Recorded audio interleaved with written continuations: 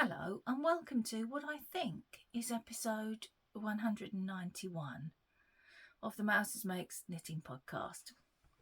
My name is Mandy, sometimes known as Mouse, and this is where I share my knitting, mostly knitting, little bit of spinning. I nearly said spitting then. I try not to do that. Occasionally some crochet, very occasionally some sewing. And just lately there has been a little bit of cross stitch as well. But today everything I have to show you is knitting. There isn't a lot because I've been on a secret mission. I had a secret mission this weekend. My husband and I went up to London for somebody special's surprise 40th birthday party. I don't want to say too much because I think that person is probably going to share maybe some pictures on her own vlog. So I'm not going to say too much. But essentially, a lot of time was spent in the car on Friday. Thursday, stepping back a little bit, Thursday I had to go to the hospital, which took several hours, and I got a little bit of knitting done. I did about 2 inches actually on my handbag sock, which I haven't brought to show you because it's just a sock tube. It's not very exciting. I will show you it when it's done and is now a pair of socks. But it's a ball of leftover sock yarn that lives in a tiny little bag in my handbag, which is very small. It's only about that big. But I managed to get quite a lot of stuff in there, and it just lives in there. It's on a 9-inch circular needle, so it doesn't take up a lot of space. And it's there for whenever I've got a few spare minutes to knit and no other knitting with me. So I did a bit of that on Thursday, but that's pretty much all I got done on Thursday. And then Friday, we set off early for London. Knitting in the car, I managed to finish Ewan's hat. Ewan's hat is a Musselburgh, so I knit from where the marker is to where the decreases begin. I wasn't going to do the decreases in the car, but I did the round and round knitting. The journey from here, I should finish telling you about the hat before I start telling you about the journey. The hat is knit, it's Musselburgh, I think I said that, by Solderteague. I think it's number 16 or 17 that I've knit. And the yarn is Yarn Smith's Merino Sock in camel. And I've got that much left. Which is not enough to do, excuse me, to do the pair of gloves that he wants me to knit. So I'm going to have to buy another ball, which is frustrating, but I'll have a little bit extra. So the journey was supposed to take 3.5 hours. And we got stuck on the M25. Now, if you live, certainly in the south of England, but if you live in the UK, you've probably heard of the M25. It is nicknamed the Great Car Park. It's an orbital motorway that goes all the way around London, and it replaced the North Circular and South Circular roads because the weight of traffic was getting so great that they built a bigger motorway that went all the way around to save you having to go through the middle. And I don't think really there's been any time since it was opened that it hasn't been a nightmare for traffic. So it's autumn here, really. Temperatures have dropped. We're getting around 16 degrees is a nice day at the moment.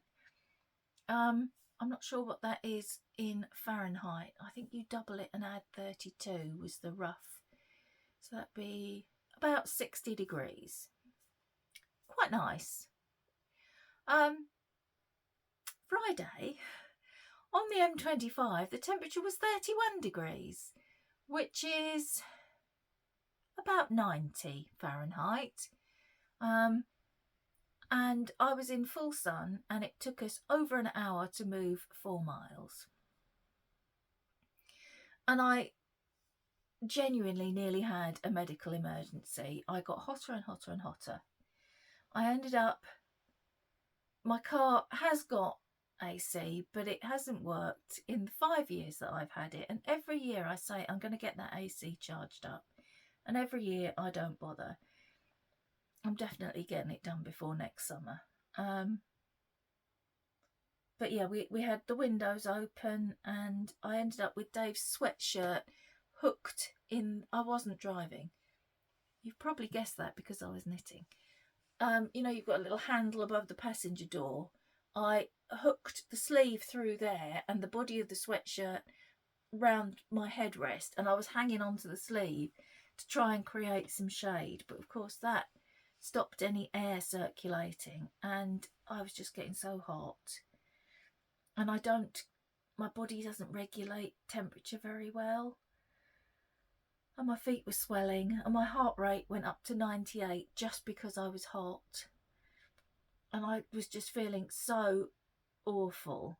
And Dave kept saying, shall I come off here and go on the North Circular? And I couldn't think. I couldn't form a thought other than I want to lay down. I just need to lie down. Anyway. The traffic jam was caused by a vehicle that had its 4-lane motorway, and a vehicle had broken down in lane 2. So everything was restricted to 2 lanes. And once we got past that, it was fine. So we carried on, found our hotel, where we'd booked a hotel with parking. There was no parking. There was on-street parking, if you could find a bay, but they were 2-hour bays. So we went in to book in, and there was a little bit of kerfuffle because the man didn't seem to think that we'd got a room, but we managed to prove that we had. Anyway, then he comes out and he goes, follow me and I'll take you to your room, and proceeds to go out the door. And the lady on reception had told me to sit down and have a glass of water. I was beetroot. It was so hot still. I mean, it was about 26, 27 degrees in town, and I was so hot. So I was a bit confused when he came out and went out the door, and he said to Dave, oh, follow me, sir. So they went outside, and I carried on sitting there with my glass of water. And then the lady said, oh, madam, you must go with them. I was like, oh. Anyway, we had to walk about 5 minutes. It took me about an hour. Honestly, we had to walk to a different building, round a corner, up a road, round a corner, along another road, to where our room was. But we had to leave the car where it was. It was all a bit bizarre. But the room was very lovely. And it had 2 fans in it. So I hobbled all the way there. I'm sorry, this is a massive tangent already. I was wearing Birkenstocks, which is fine. I wear Birkenstocks all the time. But my feet had swollen so badly because of the heat and because my heart rate had been so fast. And I have heart failure.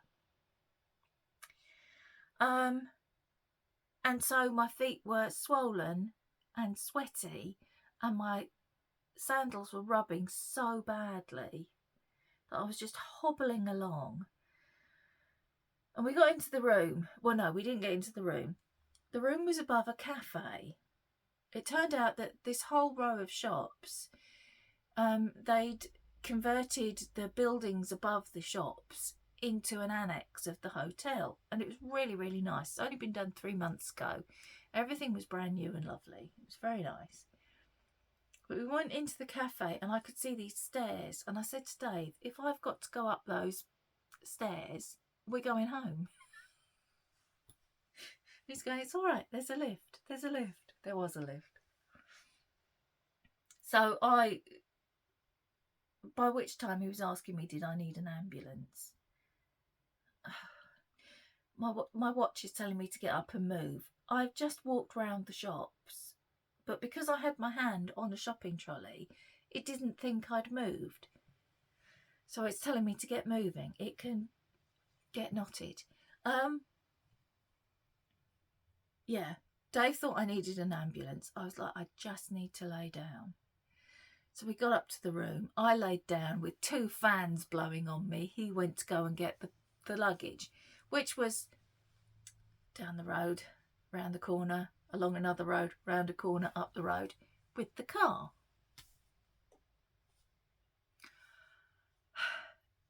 It was all right in the end, but I was not best impressed when we first got there.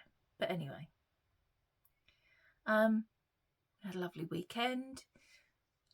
My friend had absolutely no idea about her party. She was very surprised, very excited. We were really pleased we went. I was invited with Dave and another friend and her husband. There were others invited, but couldn't make it. So it was really, really nice. Came home yesterday. Journey home was much easier. Journey home was about, well, we stopped for something to eat. It was about 4 hours, but it was fine. So, getting back to what I was actually saying in the first place, I knit from there to there in the car while I wasn't literally melting like an ice cream in the sun. And then I put the, what are these things called? Decreases in Saturday in the room. So his hat is finished.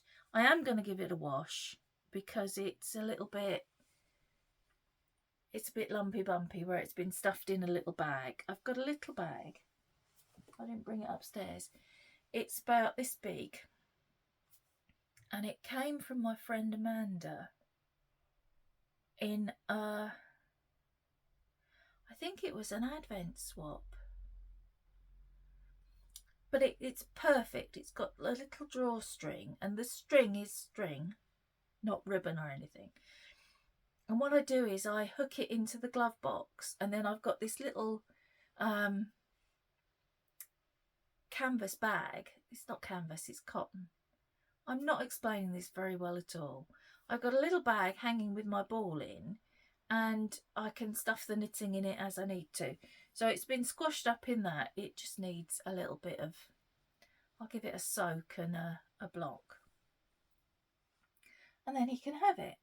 So, let me see, that's taken nearly 15 minutes to tell you about a hat. Complete with a load of extraneous information that you didn't really need. Okay. Hat is done. I've also worked on this. This is tied up.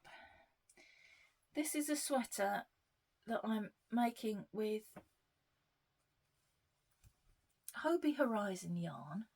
When I showed it to you last week, I was there. And I've done all of that since. This is the back. The pattern I'm using is one that I use all the time. I've had it for years, but it is still in print. And I use it for numbers, for doing all sorts of things with. I have, when I first bought it, I have made the cardigan, which you've seen before. I've shown it to you before, ages ago, probably a couple of years ago now. And I knit it in those colours, which was pure coincidence. Because I just happened to have some yarn in that colour. And a ball of white. And so I've done it like that. And it was acrylic. And people tell you you can't do colour work effectively in acrylic. Well, you can. It maybe doesn't work the same way as if you used really nice toothy 100% wool yarn. But you can absolutely do it. And that cardigan is probably 10 years old. And I still wear it and it's starting to look a little bit bobbly and sorry for itself under the arms, but it's fine. So I'm using, this has a cardigan and a sweater pattern. I'm using the sweater pattern, but I'm going to put short sleeves, I think short sleeves on it. So it's an in pieces from the bottom up raglan sweater essentially. But I'm using Hobie Halloween Horizon and just black Yarn Smith's Create DK for the ribbings, and I think I'm going to do the sleeves black. I'm pretty sure I'm going to do the sleeves black. So yeah, that's my little, I'm going to move her so I'll take her off to show you. She's a little Welsh witch from Chapel View Crafts. Oh, I've got somebody else's teeth in today, I think. So we'll move her up. I'd like to have the back finished by the time you see it next week. I don't know if I will or not. Probably, I've got quite a lot on the needles, as you know, and at the moment I'm in a bit of a, I'm just going to work on what I fancy mood. I've got some yarn dyeing to do, so that eats into my knitting time a bit, but we'll see. What else is there to show you? Oh yes, this hasn't had much done on it either. This is the Indicator Shawl from Knit Happy with Self-Striping Yarn, which is a book by Stephanie Lotvin, who is Tellybean Knits, and I've done this much. So probably twice as much as when you saw it last, but still not desperately exciting for you. I'm going to move that marker up. This is going to be one of those projects that doesn't look very interesting for ages and ages and ages, because I've just got to knit. This is Yarn Smith's merino sock, and it is blue. It looks black, but it is blue. I think it's called Midnight Navy, or it might just be called Midnight. But this is a scarf, and it's a third of it is going to be this colour, and then the middle third is going to be a striping, self-striping sock yarn. This one, which is Strut, and then the third is going to be back to the blue. So until I get to the middle, it's not going to be desperately exciting for you to look at, I'm afraid. So I would like to get that done for November. Certainly 2 of us, possibly 3 of us out of my friends group are going to the Christmas wool show in November at the National Conference Centre. I have to think, because there's the NEC, which is National Exhibition Centre, but it's not there. It's at the National Conference Centre, which is next door to the National Motorcycle Museum. So our husbands will be spending, it's only a 1-day event this year, the husbands will be spending the day in the National Motorcycle Museum, where I would quite like to go as well, but I can't have my cake and eat it, can I? And we ladies will be going to the knitting yarn show instead. I need to slow down and think about what I'm saying. Okay, this is a vanilla sock that I'm making for Dave out of some yarn that I don't particularly like, if I'm brutally honest. I had some of the leg done, I don't actually remember how much of the leg I had done last time, but I have since put in a heel. And this is kind of a trial sock. I'm doing some different things with this to what I normally do. The yarn that I don't like is from Lidl's, and it feels really nice. It's really nice sock yarn. It's not overly soft, but it's not rough either. Listen. Now, I have lots of sensory issues about the way things feel and the way things sound. And you would think I would hate that, but actually, I really like it. I'm using good old West Yorkshire Spinners Licorice for the cuff and the toe, but I've done the heel in the main yarn to use a bit more of it up, perfectly honestly. I've done a longer heel flap for him than I normally do. I do him a 64 stitch sock, so I would ordinarily do a 32 row heel flap, but I've done 38. I just feel that the heel flaps on his current socks, and I've knit him quite a few pairs, they just don't look like they're sitting high enough up or as far up the back of his heel as I would like them to. So I've lengthened it, and we'll see how he gets on with it. The other thing I've done, and I've used a tutorial by my friend Bethaby, whose channel is called Knitting Through.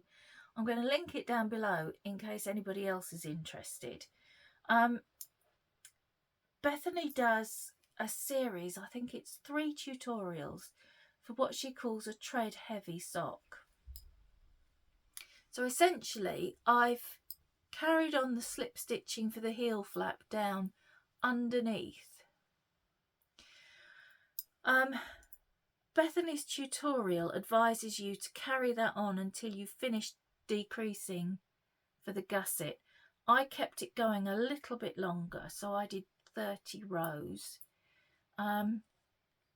purely because I know exactly where his socks wear. I've had to not darn but sort of reinforce a couple of pairs. So I did the slip stitching for 30 rows underneath. Then I did, and this is my recipe for Dave's socks, so it will be different for me and probably different for you. I did 20 rows just plain stocking stitch, and then I went back to the slip stitch pattern for 30 rows again underneath the ball of his foot, which is the other place where they get thin. But what I did, and I don't know if you can see, I don't know if it's terribly obvious. Oh, I think you can, because the way the light is catching it. Rather than go all the way across the sole of the foot, I did 4 stitches either side that was just plain stocking stitch, and then just did the slip stitch pattern in between those 4, because I thought about it and I thought, if I do it all the way across, that's going to come up around the side of his foot. I don't think this is in Bethaby's tutorial, it might be, but I didn't watch it right to the end. So if this is his foot, underneath is the sole, but obviously there's a, how can I describe this? If this is his foot, the top of your sock doesn't come all the way round to the sole, it sort of meets in the middle. So I thought, if I do a plain stocking stitch bit, then there's not going to be a thicker bit sort of here on the joint. This is my hand, but try and imagine it's foot, on the joint of his big toe and on the joint where his little toe is, that's thicker and potentially a pressure point that might rub his foot.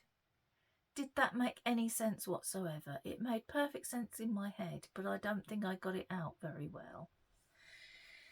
So that's why I've done a margin, if you like, on either side of the tread heavy portion. And now I'm doing the toe. I started the toe 5 rows later than I normally would to try and give him a little bit of length. And I'm not sure that's going to work out terribly well. I've already had him try it on and pulled it back once. I might end up having to adjust where I put the toe. But yeah, so I got on quite well with that. I was enjoying it, I think. Because I was doing the tread heavy sole on it, it made it a bit more interesting. So I've really enjoyed knitting that. Oh, I'll leave that one till last, actually. Okay. This is another of my new cast-ons from the cast-on party. I just heard the back door slam. It's Dave. He's obviously forgotten it was meant to be open and it slammed shut. This is the Summer Sorbet. Excuse me. By Leanne Burnitz, I think. I've knit it before. I'm knitting it again because I love the fit of the other one so much. The first one I did in my own hand dyed. This one I'm doing in King Cole Footsie, which is technically a sock yarn, but then so is my own hand dyed. And this is shade 5221, which is olive, and it's 93% acrylic, 7% PBT, which is some sort of elasticy thing, I think, because I keep showing you this. It's got some stretch to it, and I thought this would be quite nice as an alternative to a t-shirt.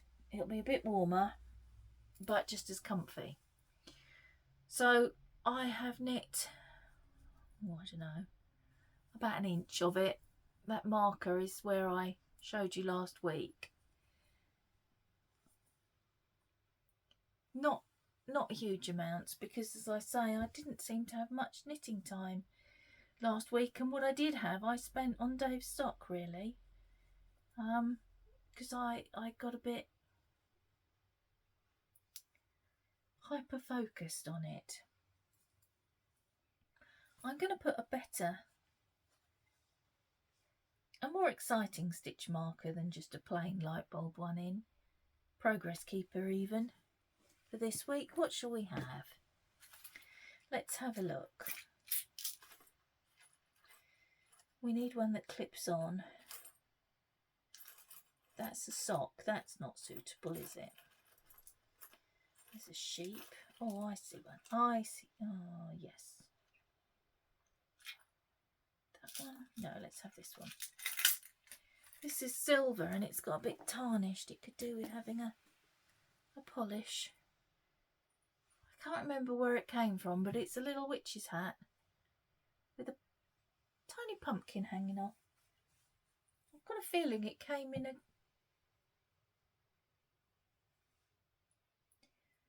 What's the word I'm looking for? Not a set. What do I mean, a set? I don't know. I don't know what I mean. Saturday night. The bed was super comfy at the hotel. And I wear earplugs. We were on a main road in London, so you can imagine it was a little bit loud. But I didn't hear any noise. I wasn't disturbed. I just could not go to sleep. I think I got a bit overstimulated at the party by the music and the lights and everything. And I laid awake till nearly 4 o'clock in the morning. And then we had to get up and leave because you had to check out by 11. And we were on the road by 10:30. I don't think I've caught my sleep up, although I slept really well last night. I just feel a little bit... If I say I feel a little bit spaced out, that's a little bit more dramatic. I just feel a little bit... I don't know. I'm tired. I'm tired. And I'm probably dehydrated because I got very, very hot and I don't think I managed to replenish any lost fluid.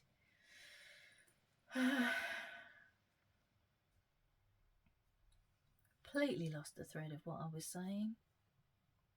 Never mind. There's now a nicer progress keeper on it. I'm going to...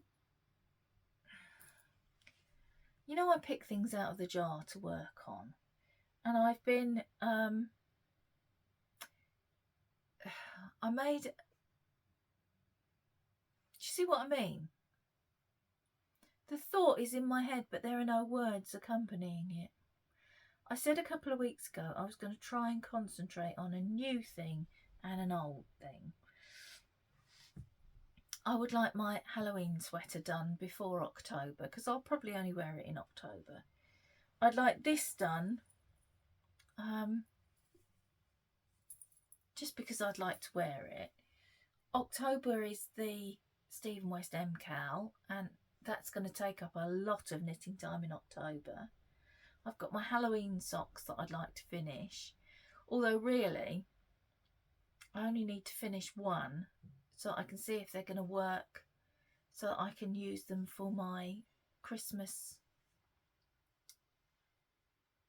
self-striping advent, sock yarn advent. So I only really need one because it's just something I'm trying. I want to cast on a new muscle bra. I do believe Dave is now drilling into the wall. He knows I'm recording a podcast.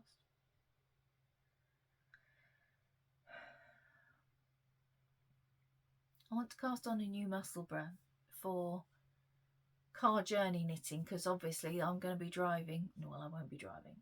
I will be a passenger princess while we drive to Birmingham in a few weeks' time.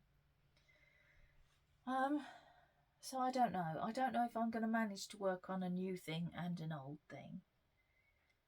I might have a look through my projects and see if there's anything that I particularly want to wear to the yarn show in November and then fish that out to work on along with my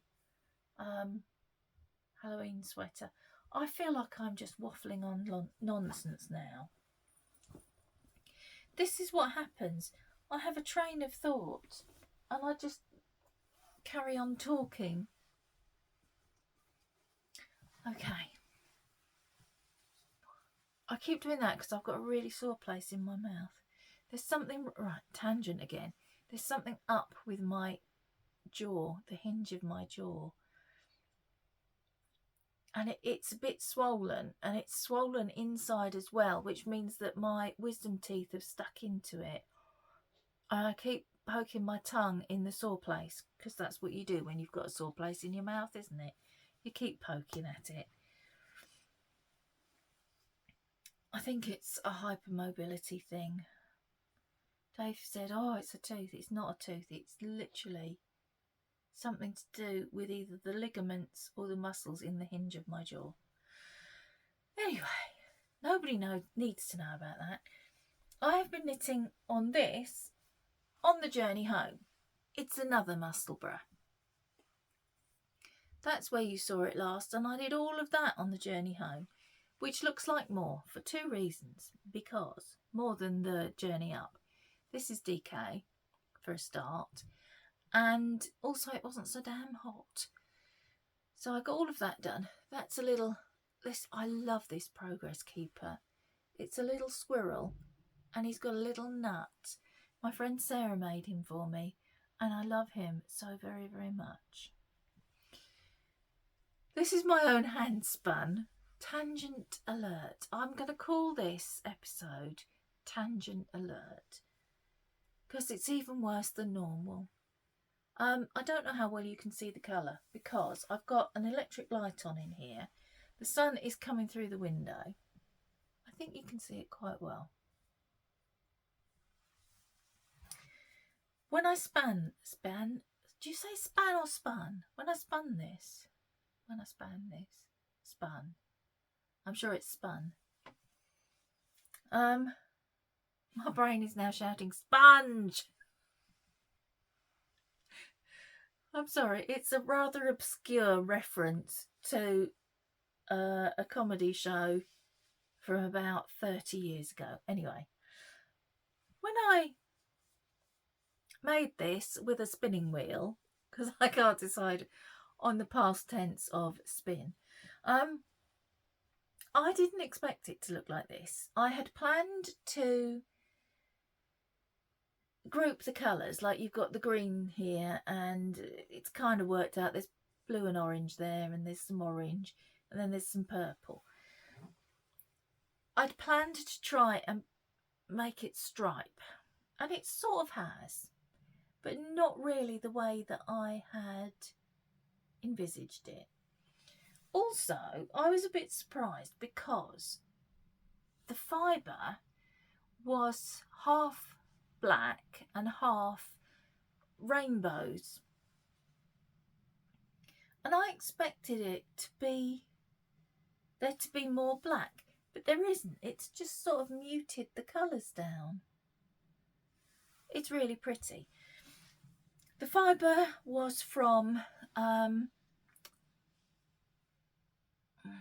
she's called the Fibre Fairy on Folksy, but she's also Crafty Cat Knitty Bits on Etsy. I'm going to link both those shops below because I think she has fibre in both places if you're interested.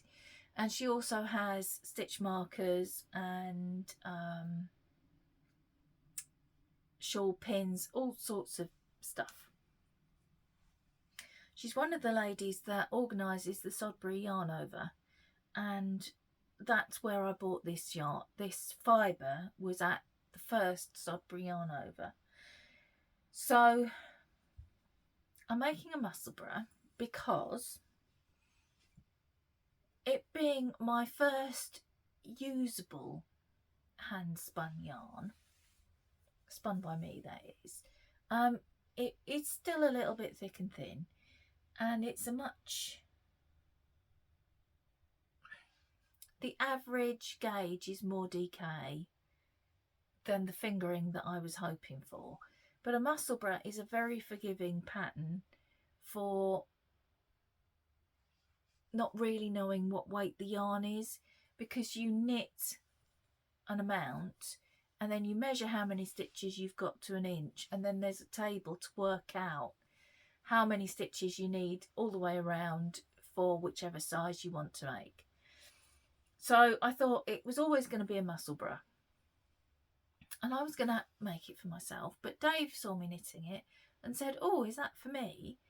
And I said, "Well, if you want it." I didn't think you'd want it because it got purple in it. And he went, "Oh no, I really like it." So this will be for Dave. I think it will be his. He's got 3 West Yorkshire Spinners ones, 1 done in acrylic. This will be his 5th Musselburgh, but he likes them because it's like 4 layers over your ears, and they're windproof, and he wears them in the rain and his head doesn't get wet. So he'll have number 5. It may not be as long and therefore have as much turn up as Ewan's, for example, because I've only got this much yarn left. I need 10 grams of it to do the decreases to close up the other end. So I think it will be long enough to be doubled, but it may not be long enough to have, I can't think, you know what I mean when I say turn up, folded brim. I don't think it's going to be quite long enough for that, but it might be. We'll see. We'll see when it's done. Let's move my lovely little squirrel. And so really that's all the knitting that I have to show you. But I have also been doing some spinning. So I'm going to show you something that I should have finished in July. I took part in my first Tour de Fleece this year, and that was the first, the yarn you've just seen for the hat was the first half, my first challenge to myself for Tour de Fleece. And then the second half was some fibre that I'd dyed myself. And I remember I showed you the fibre, but I split it into 3. And I got this one done first. Hold it close so you can have a look. It's a lot paler than it's showing there. I wonder if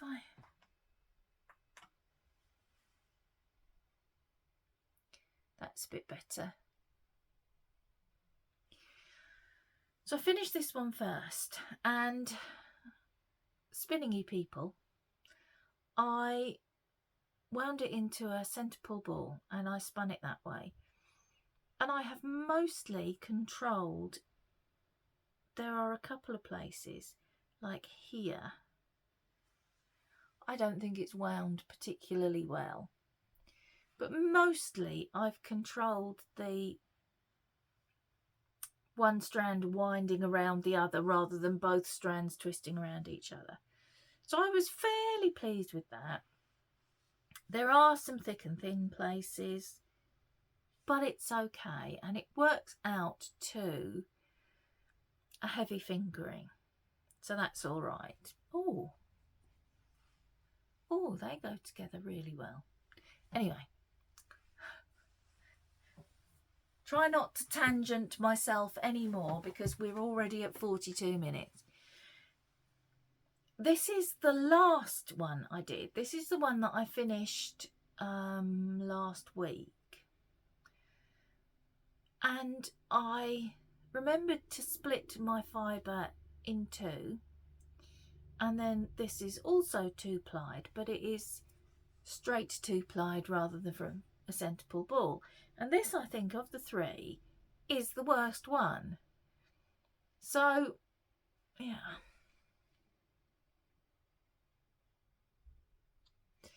It's very thick and thin. There are places like this. And then there are areas like, where are we? That's a good bit, like this. But whilst spinning, or plying rather, this, I learnt that I need to have my wheel set faster. The faster I have it, the better the ply looks. So that was another learning experience. And then this, I had spun the single in the middle of doing the other 2, but I only got round to plying it during the week, and I chain plied this one. So for those of you who don't spin and don't know what that means, there are 3 strands to this one, whereas the other 2 only had 2 strands wound together. And look at the difference. So bear in mind, this is 3 strands and this is 2.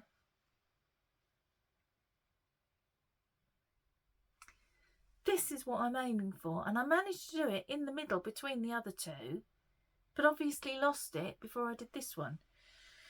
So these were all from the same fibre. The intention being to use them in the same project, but I can't because these 2 are fingering weight and this one verges on a DK. So what I'm going to do is I'm going to use them separately. They are all infinitely better than anything that I've spun before. I'm closer to the fingering weight well, really with this one, this is pretty much spot on. But certainly with these two, I'm closer to the fingering weight than anything other than this that I've spun before. It's just frustrating that I did these two during Tour de Fleece, which was, I'm going to put the light back on because I look like weird now, during July. And then I didn't touch this. Some of it was done during July and the rest of it was done in September. So obviously there was a few weeks in between where I'd lost the knack of getting the very fine yarn. So I just have to keep practicing, keep doing it. I can do it. I've proven I can do it. I just need to make sure that I do it. So I don't know what these will get used for. They will probably get used for colour work in things separately. These two could go together in something, but this one will have to be in something on its own. And that's fine. I'm not worried about that. I could use, because this is the camel, Yarn Smith's merino sock camel that I've just got to buy another skein of so I can do his gloves. I could use what's left over with that and do myself a colour work cowl or hat or something, because it goes perfectly. Oh, you can't really see because of the light. It goes perfectly with this middle one, which was, they were all dyed the same fibre. I just separated, I don't know. It's frustrating that this has come out such a different weight. Otherwise I could use all three together with some of the camel in something. But I'll work it out. It'll get used for something. I just don't know what yet. But you don't have to know what immediately, do you? Okay. On the subject of spinning, kind of adjacent anyway. You may or may not have seen that Miriam, who is the Discreet Unicorn, is closing her shop at the end of the year and she's having a sale. I'm going to rustle. Sorry about this. So I went on and I ordered, come in, I ordered a skein of yarn and 200 grams, thank you Dave, 200 grams of fibre. It's mixed fibre, so I don't know what the fibre content is, but I do know that it is all beautiful rainbow colours. I may go on and see if there's some more, because I have a plan to spin it and then ply it with black. Just spin it randomly and ply it with black, but we'll see. But while I was at it, I ordered this skein of yarn also, which is a high twist sock. It's 100 grams, 425 metres. It's called Rainbow Life. And I think this is going to finally be a muscle bra for me, because it will go with everything. And I've got a couple of cowls, one of which, in fact both I think, are knit. One is knit with black and the other is knit in just the rainbow colours of Miriam's Advents. So it will definitely go, won't it? So yeah, this is going to be my next muscle bra. It has been decided. Okay, I think that is everything now. I will see you next week. So long as I've actually got something to show you, I will see you next week. And until then, happy knitting. Who knows what the weather will be doing by then? I feel like the light in here is really weird now, because it's half sun, half shade, and the electric light, and Dave is hammering.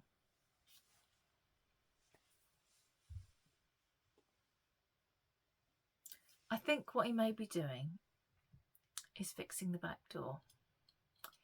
So Saturday, while we were away in London,